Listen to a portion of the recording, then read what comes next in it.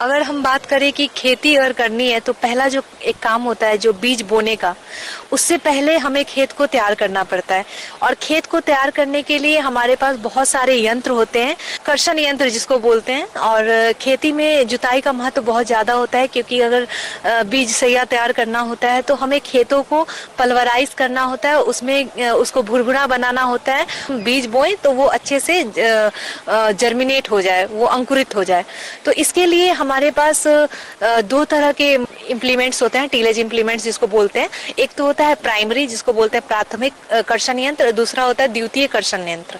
तो प्राथमिक कर्षण यंत्र जो होते हैं उसमें जैसे आप मान लीजिए जितने भी प्लाऊ होते हैं, जिसके पीछे नाम प्लाऊ लगा रहता है उसको हम बोलते हैं प्राथमिक कर्षण यंत्र।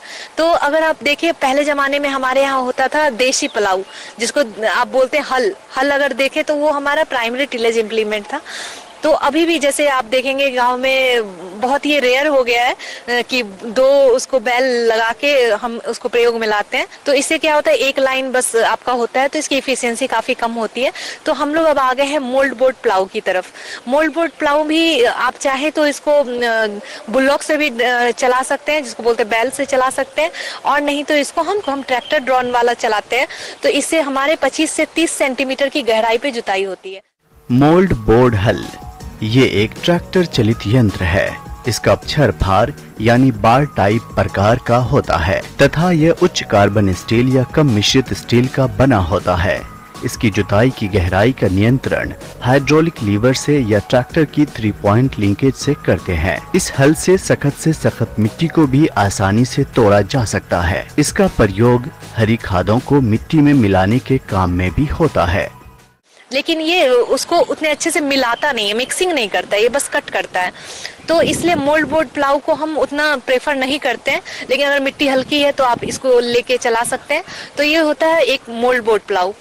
दूसरा एक होता है डिस्क प्लाऊ। डिस्क प्लाऊ में आप देखेंगे कि इसकी जो डायमीटर होती है, व्याज होती है, वो आपकी होती है 60 सेंटीमीटर की। और इसमें आप देखेंगे एक्सल पे आपके बहुत सारे तवे नुमा स्ट्रक्चर, जिसको बोल सकते हैं तवा नुमा स्ट्रक्चर होता है, और ये मिट्टी को स्लाइस की तरह काटता जाता है और आपकी मिट्टी को ये मिलाता जाता है। डिस्क प्लाव प्राथमिक भूमि तैयार करने वाला 3 पॉइंट लीकेज इम्प्लीमेंट है। यह मिट्टी खुदाई के लिए प्रयोग किया जाता है। कुछ डिस्क प्लाव में 2 से 4 बॉटम होते हैं। इसको खुदाई की गहराई और दिशा के अनुसार व्यवस्थित किया जा सकता है। तो इसकी जो ब्याज होती है थोड़ी ज्यादा होती है, 60 सेंटीमीटर। तो इसका जो इफिशियंसी होता है थोड़ा ज्यादा होता है डिस्क प्लाऊ का। उसके बाद हमारा होता है का सबसॉइल प्लाऊ। सबसॉइल प्लाऊ होता है क्या, आप देखेंगे लोगों को कि बहुत सारा रोटावेटर चला के उन्होंने हार्ड पैन तैयार किया है, क्योंकि हार्ड पैन तैयार होने से हमारे मिट्टी के नीचे पानी का संग्रह नहीं हो पाता है। मतलब पानी जो है वो एक लेयर 40-45 सेंटीमीटर के नीचे वो जाता ही नहीं है, क्योंकि हमारी हार्ड पैन तैयार हो जाती है। तो हम लोगों को बोलते हैं कि सबसॉइल चलाएं। ट्रैक्टर चलित सबसॉइलर हल। इस हल में एक हरीस होता है जो उच्च कार्बन स्टील का बना होता है। हरीस ऊपर एवं नीचे निकले हुए किनारों को दृढ़ता प्रदान करता है। एक खोखला स्टील का एडॉप्टर होता है जो हरीस के नीचे भाग में लगा होता है और फार को मदद करता है। इस यंत्र का फार उच्च कार्बन स्टील का बना होता है। यंत्र की गहराई ट्रैक्टर की हाइड्रोलिक प्रणाली द्वारा नियंत्रित की जाती है। हल का प्रयोग गहरी जुताई के लिए किया जाता है, जिससे मिट्टी की जल धारण करने की क्षमता बढ़ जाती है।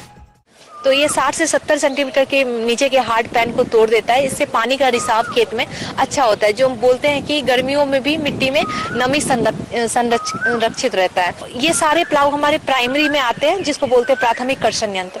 दूसरा जो बोलते हैं हम द्वितीय कर्षण यंत्र होता है। द्वितीय कर्षण यंत्र में आपका जितना भी देखें कल्टीवेटर है, रोटावेटर है, ये सब आपके द्वितीय कर्षण यंत्र होते हैं। और हैरो, ये 3 जो होते हैं मेनली हमारे द्वितीय कर्षण यंत्र हैं। तो कल्टीवेटर में आप क्या करते हैं, कल्टीवेटर आपने देखा होगा कि उसका फ्रेम होता है और उसमें 7 से 13 टाइन्स लगे होते हैं। टाइन्स कैसे होते हैं, शॉवेल जैसे होते हैं, और इसमें एडजस्टेबल नट भी होते हैं। मतलब अगर आप चाहें तो उसकी दूरी को घटा या बढ़ा सकते हैं। तो कल्टीवेटर में क्या होता है, ये थोड़ा अच्छा माना जाता है, क्योंकि इसमें आप मिट्टी को पलटते भी हैं और मिलाते हैं। आप देखेंगे मिट्टी फार की तरह कटता है और मिलता जाता है। तो इसमें कल्टीवेटर भी बहुत अच्छा काम करता है और काफी प्रचलित है कल्टी के नाम से अपने यहाँ। उसके बाद अगर देखें तो दूसरा होता है हमारे यहाँ हैरो में हमारे यहाँ डिस्क हैरो काफी प्रचलित है। जैसे मान लीजिए जहाँ पे खरपतवार की समस्या खेतों में ज्यादा होती है और मिट्टी भी थोड़ी कठोर होती है, लेकिन पथरीला नहीं होना चाहिए, मिट्टी कठोर अगर है तो आप हैरो चला सकते हैं। हैरो में क्या होता है, 2 एक्सेल होते हैं, ये तवानुमा स्ट्रक्चर होता है, जैसे डिस्क प्लाऊ आपने देखा होगा वैसे ही तवानुमा होता है, लेकिन ये 2 ऑफसेट में आते हैं, मतलब 2 एक्सेल पे 2 डिस्क लगे रहते हैं, नंबर ऑफ डिस्क लगे रहते हैं। तो इससे क्या होता है, मिट्टी कटती भी है स्लाइस की तरह 40 से 45 सेंटीमीटर गहरी, और उसको मिलाती भी है, और खर पतवार या जो भी स्टबल भी अगर खेत में जिसको बोलते हैं पुआल अगर रह गया या डंठल छूट गया है तो वो भी मिक्सिंग करता हुआ वो खेत में जाता है। तो इससे काफी मिट्टी भुरभुरी होती है और इससे आपका खेतों में मल्च भी मतलब मिल जाता है, स्टबल भी मिल जाता है। उसके अलावा बात करें तो रोटावेटर है हमारे पास।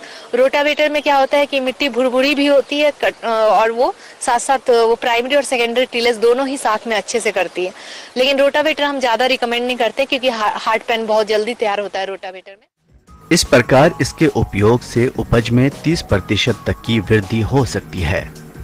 मिट्टी में सुधार होता है, मिट्टी की जलधारण क्षमता बढ़ती है, खेत की कठोर परत टूट जाती है। इससे मिट्टी को पौधों की जड़ों के विकास के अनुकूल बनाने में मदद मिलती है। मिट्टी के नीचे छुपे हानिकारक कीट, उनके अंडे, प्यूपा आदि मिट्टी की ऊपरी सतह में आ जाते हैं, जो सूर्य के सीधे संपर्क में आने से नष्ट हो जाते हैं। तो ये भी एक बहुत अच्छी विधि है, लेकिन हमें जो भी अगर टिलेज इम्प्लीमेंट चलाना है तो हमें ये ध्यान रखना होता है कि खेतों में कंकड़ पत्थर जैसे बड़े बड़े बोल्डर्स हैं, पत्थर है, ये सब नहीं होना चाहिए खेत में। अगर है तो आप इसको परिष्करण कर लें, उसके बाद आप अपने टिलेज इम्प्लीमेंट को चलाएं। दूसरी बात ये होती है कि अगर आप किसी भी प्रकार से कोई भी मशीन अगर प्रयोग में लाते हैं तो उसका रख रखाव बहुत ही जरूरी है। आप इसको अगर गीली मिट्टी अगर लगी है तो इसको आप हटाएं, इसको सुखाएं, हटाने के बाद इसको ग्रीसिंग करें, जहां जहां नट बोल्ट्स हैं वहां पे बियरिंग है उसको आप ग्रीसिंग करें। उसके बाद अगर आप बात कर ले कि अगर अनुदान राशि दे है कि नहीं